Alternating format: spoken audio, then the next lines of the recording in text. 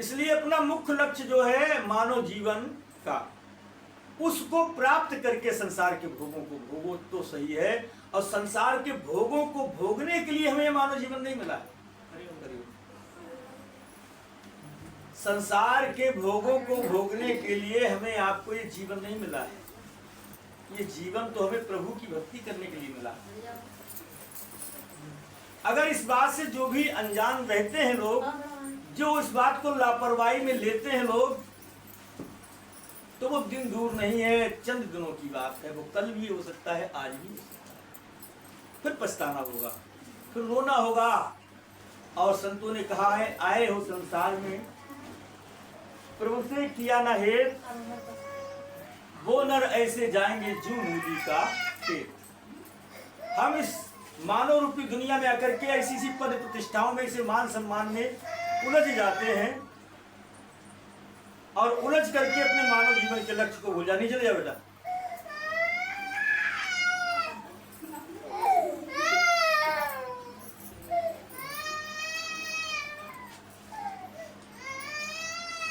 ऐसे ऐसे मान सम्मानों में उलझ जाते हैं, ऐसे ऐसे वादे में उलझ जाते हैं, ऐसे ऐसे संकल्पों में उलझ जाते हैं, ऐसे ऐसे नियम पंथ मजहब में उलझ जाते हैं कि अपने मानव जीवन के लक्ष्य को ही बर्बाद कर देते हैं।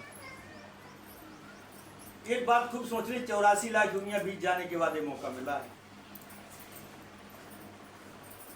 84 लाख दुनिया बीत जाने के बाद ये मौका मिला है। अगर ये अवसर हमारे यहाँ से चूक गया तो फिर युगों युगों तक हमें नरकादि योनियों में भ्रमण करना पड़ेगा।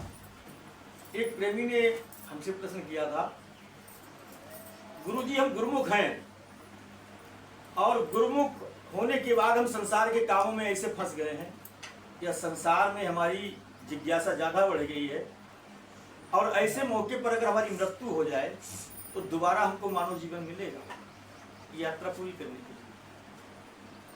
तो हमने कहा उसमें एक घटना घट जाए तो मिल सकता है, अगर वो घटना नहीं घटी तो नहीं मिल सकता। वो घटना कौन सी है? वो घटना ये है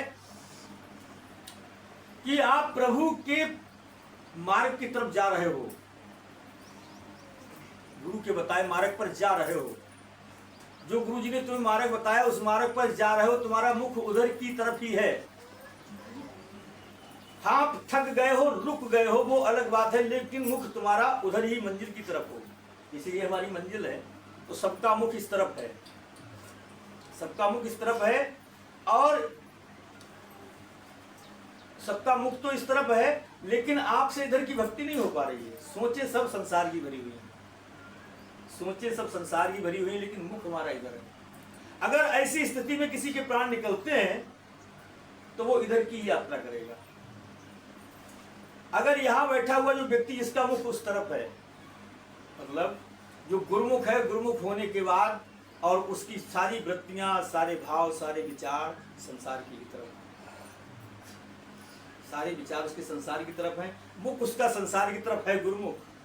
अगर ऐसे में उसकी मृत्यु हो रही है तो वो चाहे कितना ही बड़ा गुरुमुख हो, चाहे उसने कितना ही साधन भजन अभ्यास किया हो, लेकिन उसको अधोगति ही प्राप्त होगी। वो 84 लाख योनियों का ही भागी होगी। ये बिल्कुल पक्की बात है। और हम आप देख रहे हैं, अभी 2-4 दिन पहले मुझे एक पुस्तक हाथ लगी थी, कुछ विद्वान लोगों के द्वारा पता लगा, उसका नाम है पुस्तक का भविष्य मालिका। तो कहते हैं कुछ 4 ऋषि हुए थे बहुत पहले, उन्होंने ताड़ के पत्तों के ऊपर भविष्यवाणी लिखी थी पूरे देश में। वो पत्ते संभाल के, ताड़ के पत्ते संभाल के रख दिए गए कि वो होगा कुछ ये लिखा हुआ, लेकिन वो अलग भाषा में लिखे हुए थे। तो उस भाषा का ट्रांसलेट किया गया तो सब जानने वाले, उस भाषा को जानने वालों से पढ़ाया गया, तो उन्होंने बताया कि इसमें भविष्यवाणियां लिखी हैं पूरे देश में। और जो अब तक देखा गया तो उनकी एक एक भविष्यवाणी सत्य हुई है। जिस वर्ष में उन्होंने बताया इस वर्ष में ऐसा होगा, जो केदारनाथ की घटना और ये सब उसमें लिखी हुई है। यूक्रेन का जो युद्ध हुआ ये सब लिखा हुआ था उसके अंदर। जो भारत पाकिस्तान का युद्ध हुआ ये भी लिखा हुआ था। जितनी जितनी घटनाएं घटी हैं सारी घटनाएं और दिन तारीख सब लिखा हुआ था उसके अंदर। उसी में ये भी लिखा हुआ है आगे कि सन 2030 में कलयुग समाप्त, कलयुग अंतिम चरण में है, कलयुग के समय पूरा हो गया है। सो सन 2030 में कलयुग समाप्त हो जाएगा और सतयुग प्रवेश होगा। क्या होगा कि बहुत संख्या कम हो जाएगी, मतलब सबका प्रलय तो नहीं होगा, लेकिन बताया गया है कि वो लोग रह जाएंगे जो शुद्ध शाकाहारी हैं, जो प्रभु की भक्ति करने वाले हैं, जो गुरुमुख हैं। यहाँ तक बताया गया जो गुरुमुख हैं, जो अध्यात्म गुरुमुख हैं। गुरुमुख तो बहुत लोग होते हैं, किन्हीं लोगों के ऐसे गुरु होते हैं कि जो अंधे गुरु लालची चेला हो नरक में ठेलम ठेला। कुछ गुरु ऐसे भी होते हैं कि तुम स्वर्ग जाओ चाहे नरक जाओ, हमें दक्षिणा दो, इससे कोई लेना देना नहीं, तुम्हारा कल्याण हो या ना हो, लेकिन गुरु का कल्याण होना चाहिए। तो ऐसे गुरुओं से भी काम नहीं चलेगा। गुरु कैसा होना चाहिए? तत्वज्ञानी, जो हमारे मानव जीवन के लक्ष्य को हमसे मिला दे। उस पुस्तक में भी लिखा हुआ था। तो कहते हैं कि बहुत कम संख्या रह जाएगी देश में।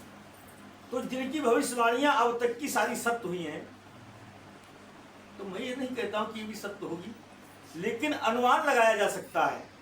अनुमान कैसे लगाया जा सकता है कि बादल इधर देख रहे हैं, हम उठा हुआ है, अनुमान प्रमाण उसको कहते हैं।